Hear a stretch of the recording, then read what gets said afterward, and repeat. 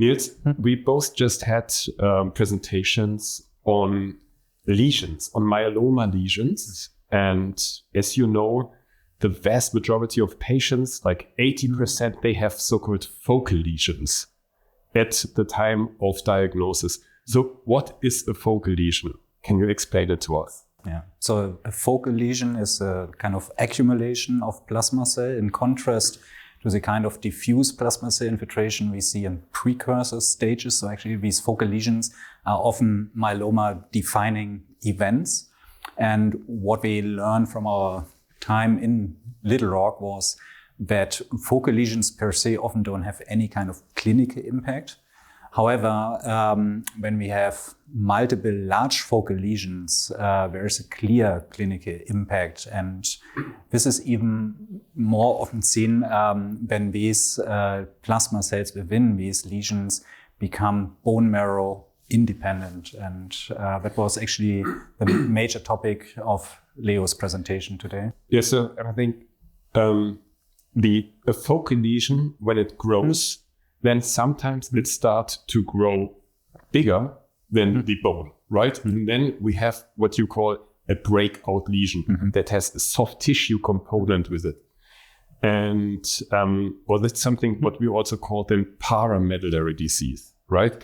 And so what I was talking about was the frank extramedullary disease. So that is a lesion that is somewhere in the organ, in soft tissue at the skin, but that has no contact to bone. And we know that has a very poor prognosis.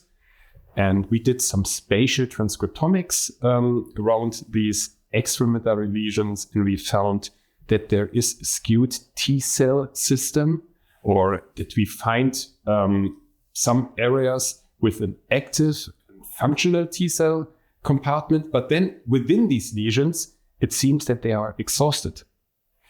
So, but is this a feature only for extramedullary disease, or can this be found in paramedullary disease as well? Yeah, so the answer is yes. As Leo said, so this extramedullary disease is associated with a very poor outcome. And so my team was more interested in the question, what are actually the early steps? What's actually the first step in this pathway towards bone marrow independence as seen in extramedullary disease? So what we did was to get samples from surgery. So there are lesions actually broke the bone, and there were fractures, and there were surgeries to help these patients. And we got sample material from these sites and used very similar methods that Leo's team used to analyze extramedullary disease.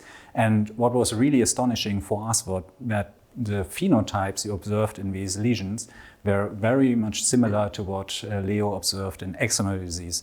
So that means these massive changes in the composition of the microenvironment, but also in cell states within the microenvironment, seem to happen at that moment when plasma cells leave the bone marrow. So we don't understand the mechanism yet, but according to our so far descriptive studies, there are, as I said, massive changes in the microenvironment.